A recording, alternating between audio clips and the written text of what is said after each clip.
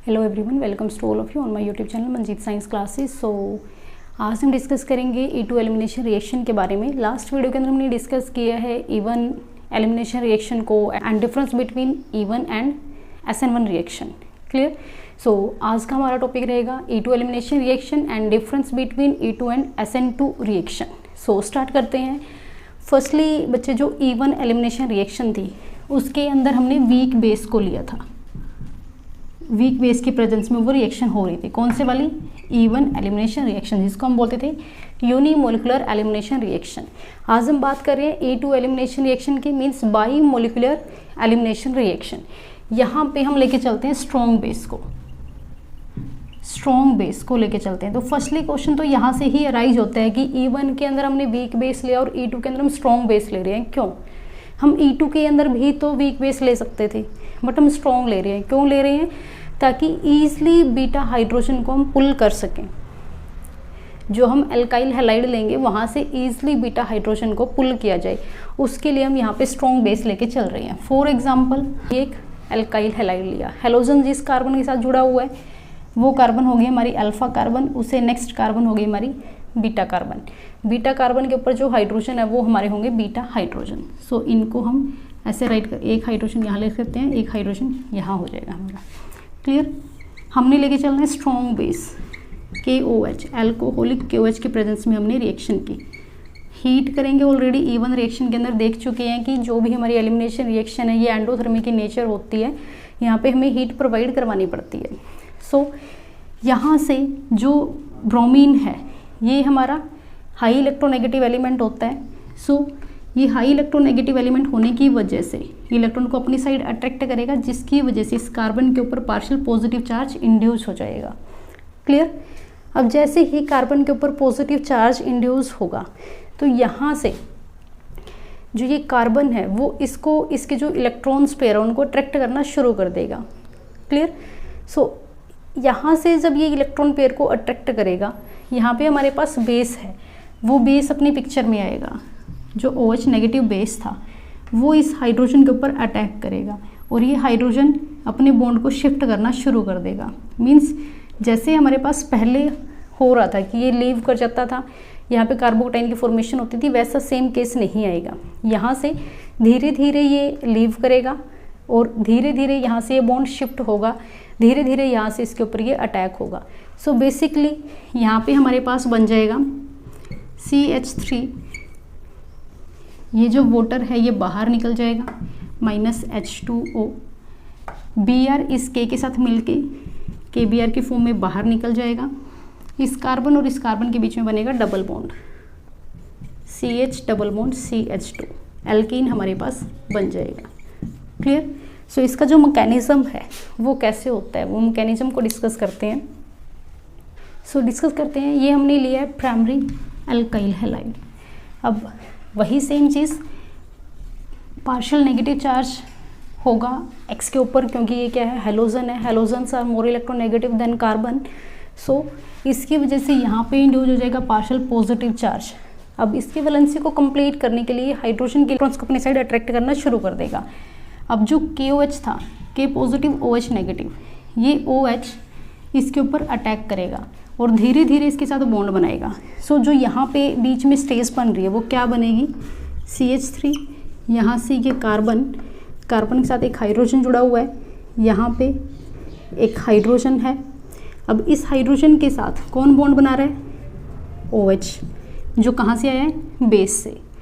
अब यहाँ पे क्या था, CH2, इस कार्बन के ऊपर था पार्शियल पॉजिटिव चार्ज, ये कार्बन इस कार्बन के साथ बॉन्डिंग बना रहा है। क्लियर? अब यहाँ से जो ये हेलोजन है ये धीरे धीरे बाहर निकल रहा है। अब ये बनती है हमारे पास ट्रांजिशन स्टेट। अब ये काम धीरे धीरे हो रहा है, एकदम से नहीं हुआ है कि यहाँ से ये निकल गया और यहाँ से अटैक करके डबल बॉन्ड बन गया, नहीं। जो हेलोजन है वो धीरे धीरे बाहर निकल रहा है। जैसे ही ये बाहर निकल रहा है, ऐसे ही जो बेस था, बेस से जो OH नेगेटिव था हमारा, वो अटैक कर रहा है हाइड्रोजन के ऊपर, बीटा कार्बन की हाइड्रोजन के ऊपर, मीन्स बीटा हाइड्रोजन के ऊपर, और उसी साथ बॉन्ड बना रहा है। क्लियर? और जैसे ही हाइड्रोजन का बॉन्ड इसके साथ बना, अब हाइड्रोजन तो एक ही बॉन्ड बना सकता है, ये हाइड्रोजन धीरे धीरे इस कार्बन के साथ बॉन्ड तोड़ना शुरू कर देता है। जैसे ही ये बॉन्ड ब्रेक होगा, ये कार्बन और ये कार्बन दोनों की वैलेंसी पूरी नहीं होगी, तो ये दोनों अपनी वैलेंसी को पूरा करने के लिए धीरे धीरे बॉन्ड बना रहे हैं। क्लियर? ये ट्रांजिशन स्टेज बनेगी हमारी। इस ट्रांजिशन स्टेज के बाद हमारे पास कंप्लीटली ये बाहर निकल जाएगा, यहाँ से ये बाहर निकल जाएगा और यहाँ से ये हैलोजन बाहर निकल जाएगा। कार्बन और हाइड्रोजन के बीच में, कार्बन और दूसरी कार्बन के बीच में बॉन्ड बन जाएगा। तो यहाँ से होगा CH3 CH double bond CH2, ये एल्कीन की फॉर्मेशन हमारे पास होगी। क्लियर? अब देखो यहाँ पे ट्रांजिशन स्टेज की स्टेबिलिटी के ऊपर डिपेंड करता है हमारे रिएक्शन का रेट। फर्स्टली जैसे हमने वहाँ पे डिस्कस किया था, इस रिएक्शन की अगर मोलिकुलरिटी की बात करें, मोलिकुलरिटी ऑफ दिस रिएक्शन, अब जो स्टेप है वो एक ही है, ये एक ही स्टेप में रिएक्शन होती है, यही स्टेप इसका RDS होगा। क्लियर?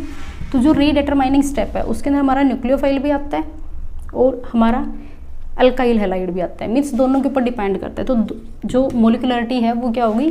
2, इसलिए हम इसको बोलते हैं by molecular elimination reaction. E2 reaction को हम बोलते हैं by molecular elimination reaction. Order क्या होगा? ऑर्डर भी हमारा सेकेंड ही होगा, 2 ऑर्डर होगा, सेकेंड काइनेटिक्स को फॉलो करेगी, सेकेंड ऑर्डर की काइनेटिक्स को, क्योंकि यहाँ पे हमारे पास जो रेट है रिएक्शन का जो रेट है वो होगा K RX एंड न्यूक्लियोफाइल, जो भी हमारा बेस है, जो हम बेस लेके चल रहे हैं, बेसिकली बेस ही लिख लेते हैं। तो दोनों के ऊपर डिपेंड करेगा, दोनों की कॉन्सेंट्रेशन के ऊपर डिपेंड करता है हमारा रेट। सो सेकेंड ऑर्डर की काइनेटिक्स को ये फॉलो करेगा। क्लियर? टेम्परेचर हाई टेम्परेचर को ही फेवर करती है रिएक्शन, बिकॉज एंडोथर्मिक रिएक्शन है, हम हीट करते हैं, रिएक्शन के अंदर हीट प्रोवाइड करवाते हैं। And now rate of E2 reaction, E2 reaction का जो रेट है वो क्या होगा? वो होगा primary, secondary and tertiary. Because जो बीटा हाइड्रोजन है या फिर जो बीटा कार्बन है वो जितना कम बल्कि ग्रुप से अटैच होगा उतना ही इजी होगा डिहाइड्रेटिंग एजेंट का काम करना। मीन्स जो हमारे पास यहाँ पे बेस है वो उतना इजीली ही हाइड्रोजन को रिमूव करवा पाएगा। जितने ज़्यादा बल्कि ग्रुप यहाँ पे अटैच होंगे उतना ही मुश्किल हो जाएगा जो बेस है उसके लिए हाइड्रोजन को रिमूव करना। सो दैट्स वाई जो रेट है E2 रिएक्शन का वो हमारा हो जाएगा primary, secondary and tertiary. Clear? So ये था हमारा E2 एलिमिनेशन रिएक्शन। नेक्स्ट हम डिस्कस करते हैं difference between SN2 and E2 reaction. Next is difference between SN2 and E2 elimination reaction. So SN2 reaction क्या थी हमारी? SN2 को हम बोलते थे substitution, nucleophilic substitution reaction, bimolecular nucleophilic substitution reaction. तो ये एक सब्स्टिट्यूशन रिएक्शन है, जबकि ये एक एलिमिनेशन रिएक्शन है। यहाँ पे एलिमिनेट करते हैं हम ग्रुप ऑफ एलिमेंट्स को, जबकि यहाँ पे किसी भी एक एलिमेंट या फिर ग्रुप ऑफ एलिमेंट को हम सब्स्टिट्यूट करते हैं। यहाँ पे जो प्रोडक्ट है उसके अंदर इन्वर्जन आती है, कॉन्फ़िगरेशन के अंदर इन्वर्जन प्रोडक्ट बनता है, जो पहले कन्फर्मेशन थी उसका इन्वर्जन बनता है, जबकि यहाँ पे एल्कीन की फॉर्मेशन होती है। थर्ड इज यहाँ पे हम स्ट्रॉन्ग न्यूक्लियोफाइल को लेके चलते हैं, जबकि एलिमिनेशन रिएक्शन के अंदर हम E2 एलिमिनेशन रिएक्शन के अंदर हम स्ट्रॉन्ग बेस की प्रेजेंस में रिएक्शन करवाते हैं। क्लियर? इसके अलावा जो हमारी मेजर डिफरेंस है, जो SN2 रिएक्शंस है ये हमारी लो टेम्परेचर को फेवर करती हैं, एंड जो हमारी E2 रिएक्शन है ये हमारी हाई टेम्परेचर को फेवर करती हैं। क्लियर? सो ये थे difference between elimination reaction and substitution reaction, means E2 reaction and SN2 reaction. I hope आपको वीडियो समझ आई हो। अगर कहीं भी कोई भी दिक्कत है, कोई भी डाउट है तो आप कमेंट कर सकते हो। Thank you, have a nice day.